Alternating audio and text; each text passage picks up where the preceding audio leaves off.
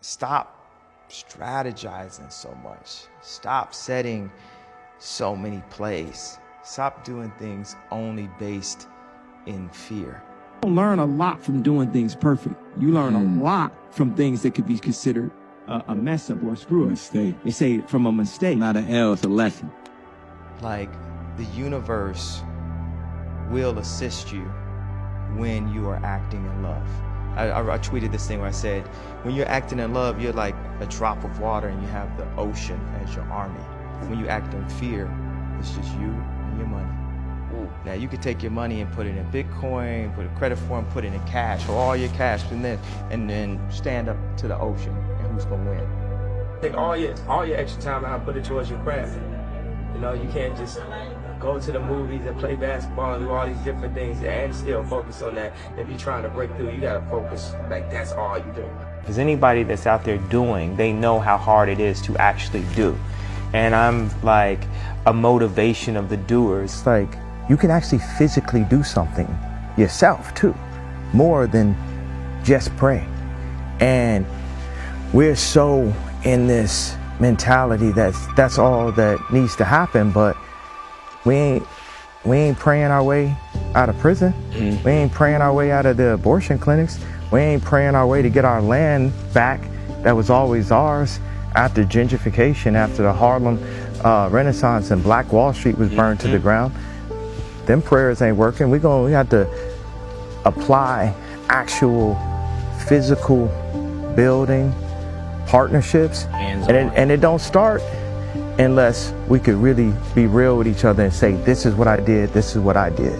But if everything I did failed, just the fact that I'm willing to fail is an inspiration. People are so scared to lose that they don't even try. And anyone that wants to sit around and talk, they're taking too much time talking about it instead of getting up off there and following their dreams, because I'm here to follow my dreams. Like, everybody gonna die eventually, but I'm gonna live my entire life with zero fear.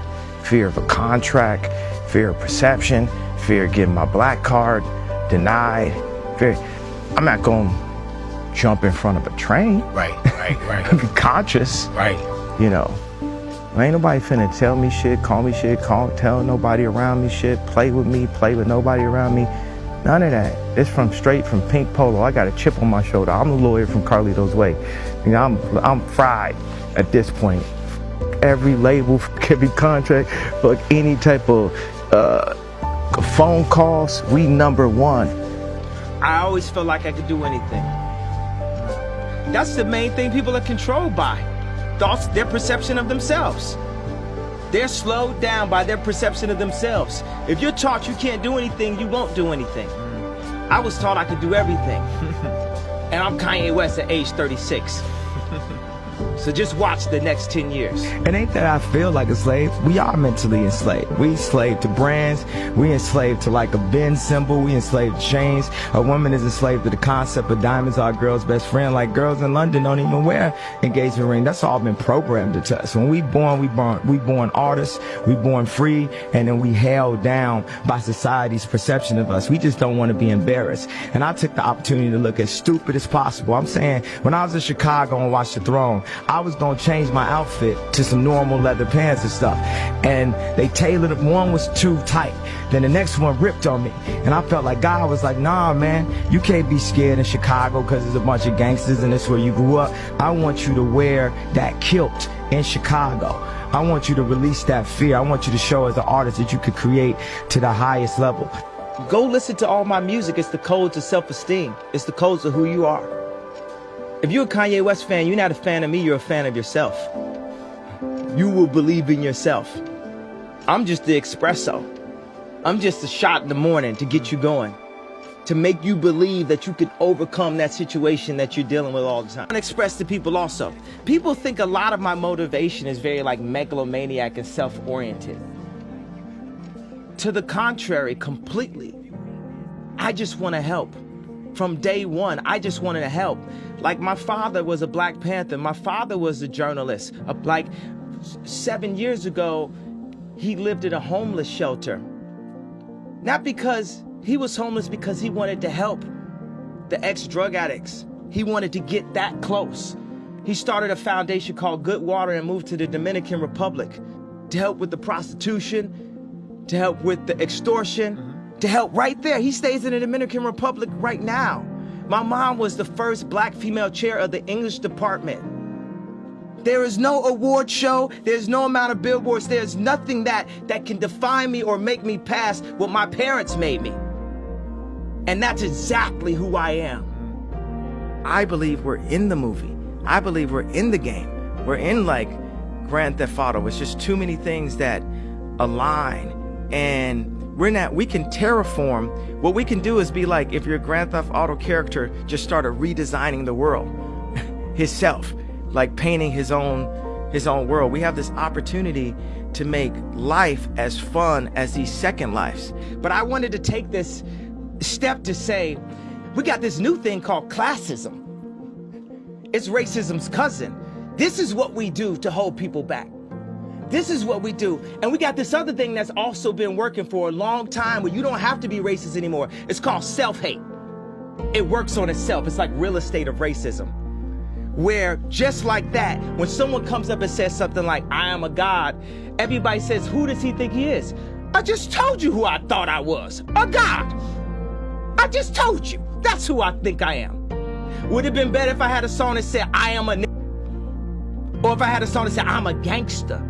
Or if I had a song that said, I am a pimp? All those colors and patinas fit better on a person like me, right? But to say you are a god, especially when you got shipped over to the country that you're in and your last name is a slave owner's. How could you say that? How could you have that mentality? I'm working on more kids, but with them 4 kids right there, it's like the first 2 got to see and know they daddy. They got to know a black person that wasn't only an employee. That dynamic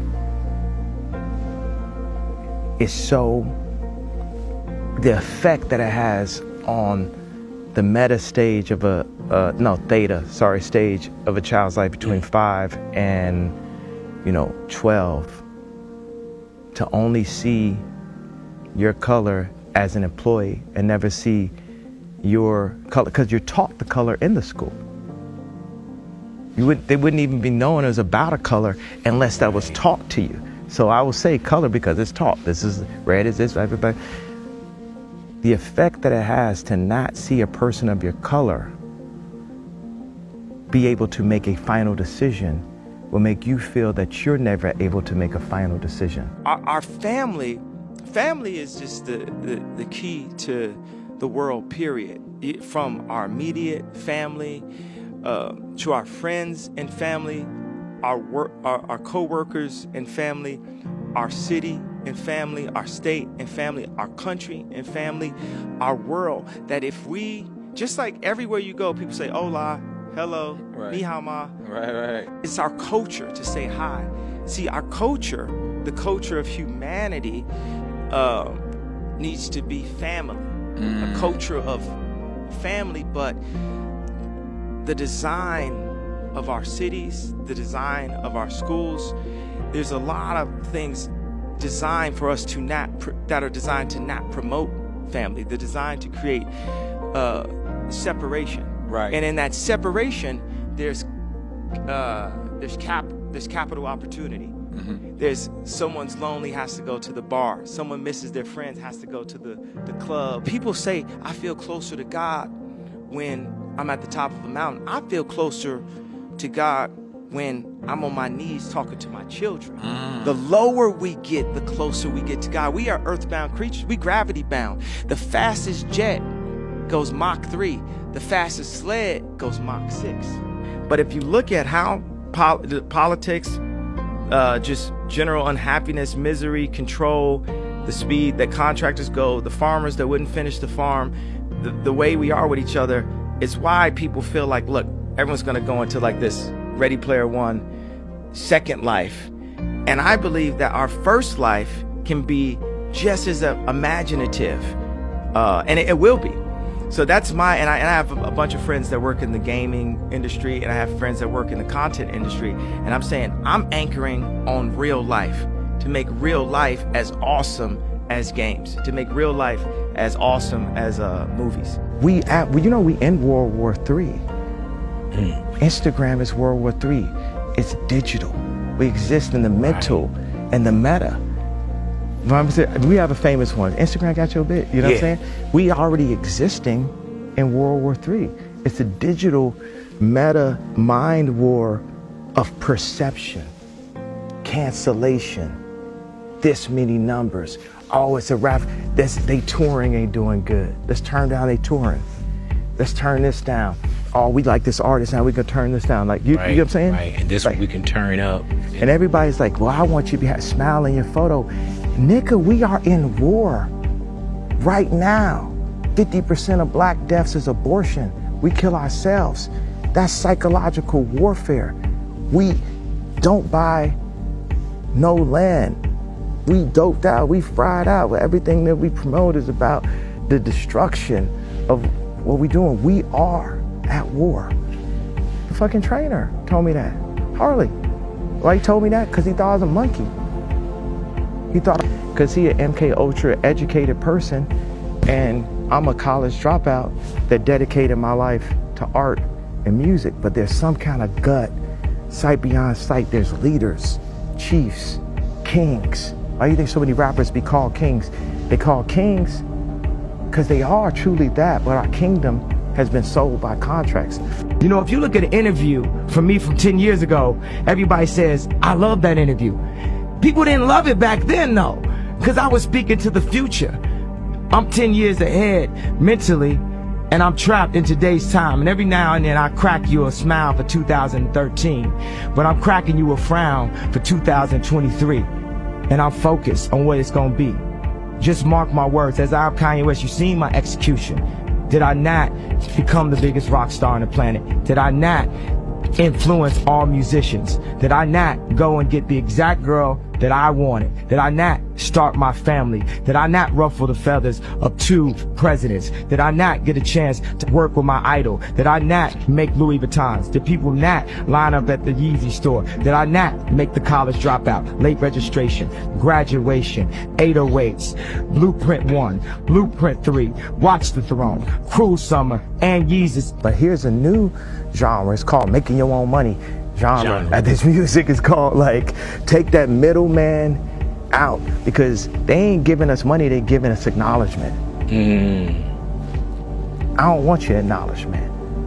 And I went so far past any level of acknowledgement. I was banished, I was exiled, I was canceled multiple times. So what, I done had like my kids that show up to Sunday service right in front of everybody, and you know what I mean? Like, I'm crying to see my daughter, and all of the usual suspects, the handlers, Dave Chappelle, Meek Mills, Diddy, all these people aren't in position. Now, for us as celebrities, they got to call and put a leash on him. What we gonna do with Ye? Oh, he delusional, that's the best. Dave, give him a call. Diddy, give him a call. Tell him we ain't like the t-shirt. Tell him, like, right now the agenda is, this is the voting agenda for the celebrities, for the black. Make them do exactly what LeBron would do. Make them do exactly what Drake would do. And y'all know my stance on this. I want to say something about the number one. What's so good is the fuck you of it. And for everybody that's working at a normal ass job, like a fast food restaurant, or somebody girlfriend that left them for some nigga with more money, or whatever the fuck it is, all nigga want to do is just like pull up in that, so they can pull it right in front of this bitch and be like, fuck you. Now I just pulled up on everybody from last year, cancellation, like,